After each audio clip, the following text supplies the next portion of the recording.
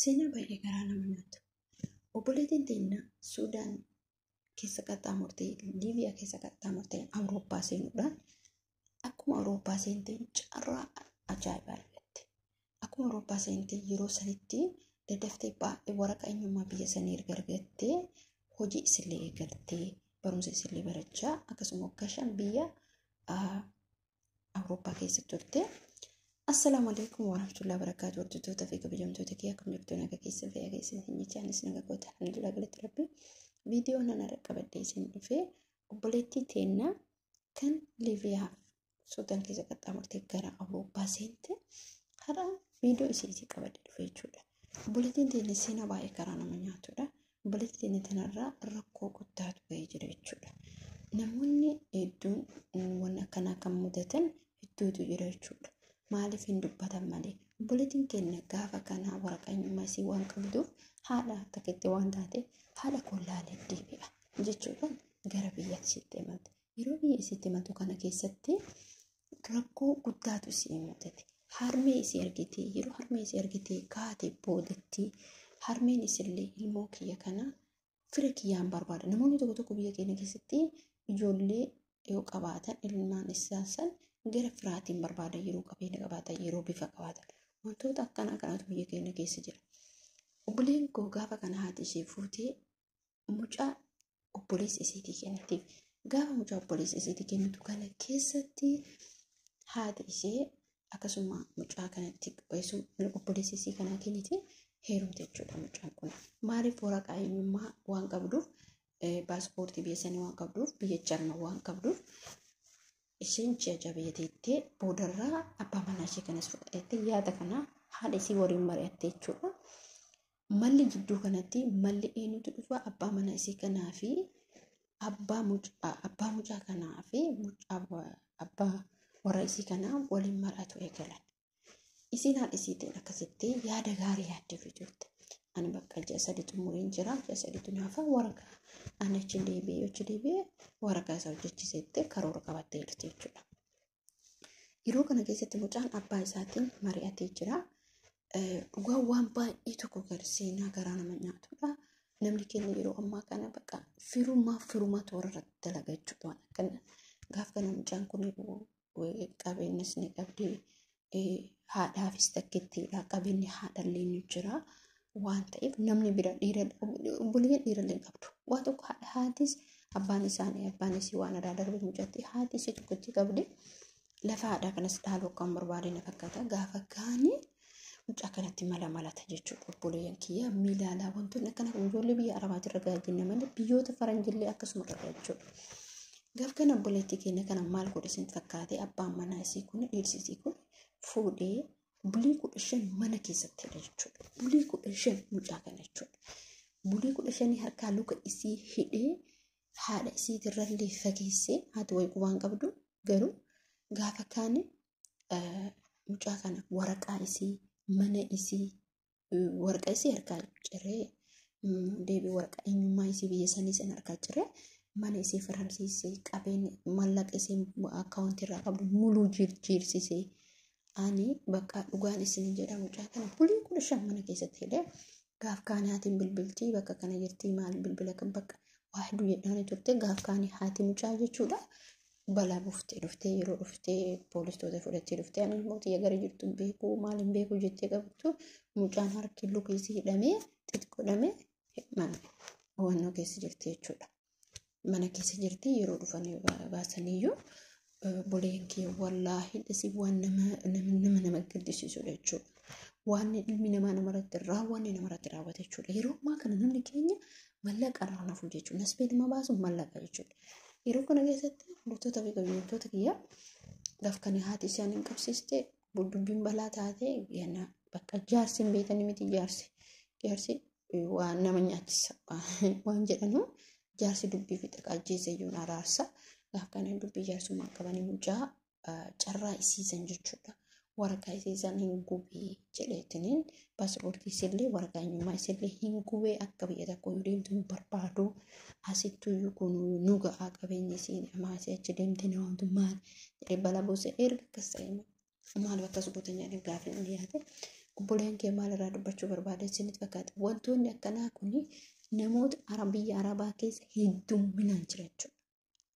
Qabeenya saamuun nasbee namaa baasuun fakkeenya qabeenya kee saamuun jechuun nasbee kee baasan jechuudha. Dhugaa dubbachuuf mucaa kana harkaan luka isii hidhee bulii 15 jechuudha. Bulii 15 gaafa kana mucaan kun biyya sanitti dhiifama sagalee koo biyya sanitti deebi'uu hin dandeenye gana baasapoortiin sun illee waan wanta garuu kompiitara keessa hin jira. Garuu immoo mucaan sun rakkoo hamaa keessa seente jechuudha. Rakkoo hamaa keessa seente baay'ee cinqamaa turte.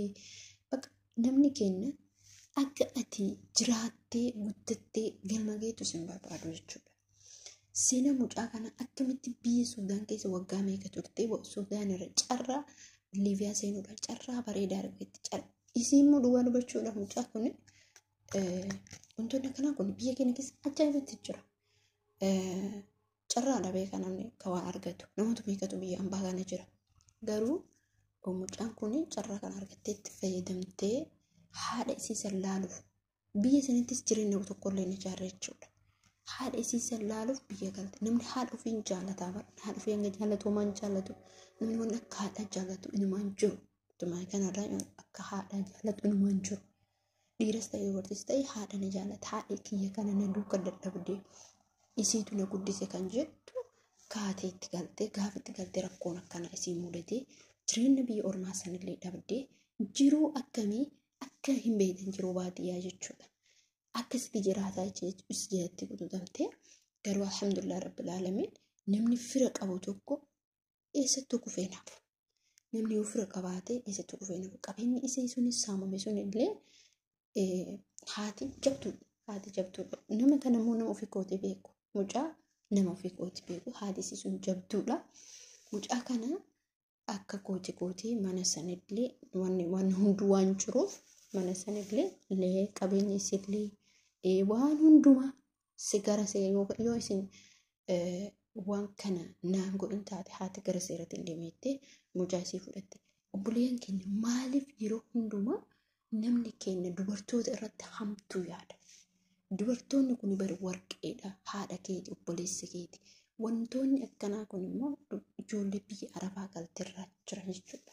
Wantoonni akkanaa kun ijoolleen biyya arabaatti galanii saamamanii kamaatiidhaan saamuun kan obboleessan saamuun hedduutu jira jechuudha.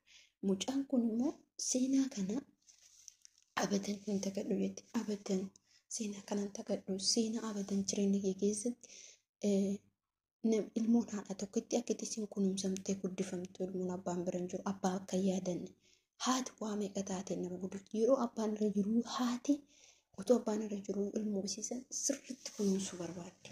Bakka qabeenyi jiruttis ta'e bakka qabeenyi dhamaatuttis yaadan jechuudha. Qabeenyi dhama haati ilmoo isiisan yaadan guddifti jechuudha. Yani akka isin yaaddoftu barbaaddu qabatan jechuudha. Ilmoo isiisan jechuudha. Gaariitti guddisuu barbaaddu.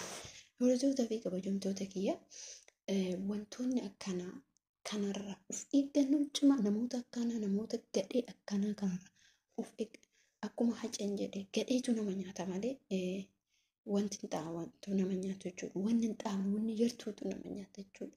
Har'a hamilee isii cabsee jireenya isii biyya keessa isii jiraachisuun isaa sun wallaahi abadan waan keessa keeti abadan hin baane jechuudha.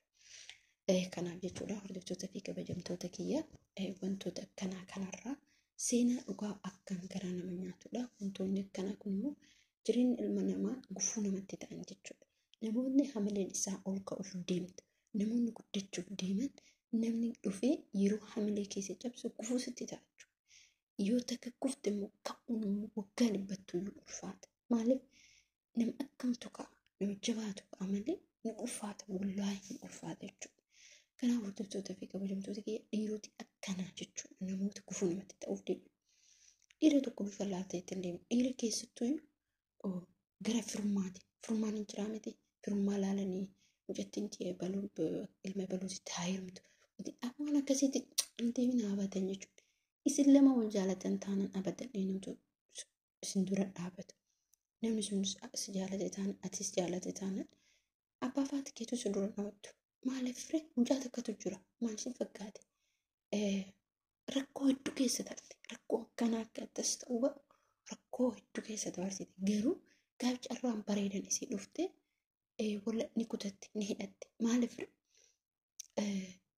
bakka carraa kiyyaa kun amma carraa kiyyaatti fayyadamuu qabu. Carraa kiyyaa kana immoo dabarsuu qabu jettu maatiin haadhaaf abbaan kiyyaan turan dhaabatan jette. Nama san jaalatte jechuudha. Dhugaan isin jedha jaalalli namni namoonni lama yeroo wal jaalatan dhuguma jaalala addaa jiraatu. Jaalala addaa kadhuma qabni jiraatu. Maaliif lamaan isaaniitu waan wal jaalataniif jechuudha. Yeroo bitaa mirgaa walitti dhufanii jedhan utuu waliin beeku utuu waan waliin beeku yoo jiran jaalalli yoo jiraate dhibbatu dhufa, jibbaatu dhufa, tuffachuutu dhufa waan akkasii jechuudha. Gaafa waan hundaa walitti himtee dhugaa ga'ee wal dhoysuu baatte adii baafte walitti ati yoomiyyuu jaalatamtuudha jechuudha. Kanaafuu hordoftoota kiyyaa viidiyoo kiyyaa asumarratti dhaabu. Ramadaana keessa rabbiin waa taasisu. Rabbiin nagaan ittiin nu qabsiisee rabbiin nagaan nu haa hiisisu. Ana ahlee keenya wajjin, firoottan keenya wajjin, obboleettii keenya wajjin, olmaan Oromoo hundumaa wajjin rabbiin nagaan ittiin nu haa ga'u. Ramadaan kariim isin jechaa viidiyoo kee laayikii, sheerii, sabiskiraayib godhaa. Baay'ee isin jaalladha. Baay'ee isin kabajamtoota fi kabajamtoota kiyya. Akkanumatti ittiin naafaa sheer naa godhaa, sabiskiraayib naa godhaa. Yoo natti mufaattan immoo afootu lillaahi naa jedha. Ani afootu lillaahi isin waliin jiraanna. Nama tokkotti mufannee jechuun barbaada. Warroonni sheerii, laayikii, sabiskiraayib gootanii hamma yoo natti nageetan hedduu tokko baay'ee tokko naan kana ta'uu baay'ee ulfaadha. Baay'ee isin jaalladha. Baay'ee isin kabaja. Hunduma keessa yoo allaafi isin jiran jira. Waan isinitti dhaamadhu Ramadaan kariim rabbiin sana guutuu akkanumatti ana ahli keenya wajjin ilmaan ilmoo wajjin hiriyoota keenya wajjin hiriyyatti keenya wajjin rabbiin itti nu haa deebisu isin jedha. Assalaamu alaikum warahmatullahi wabarakatuh.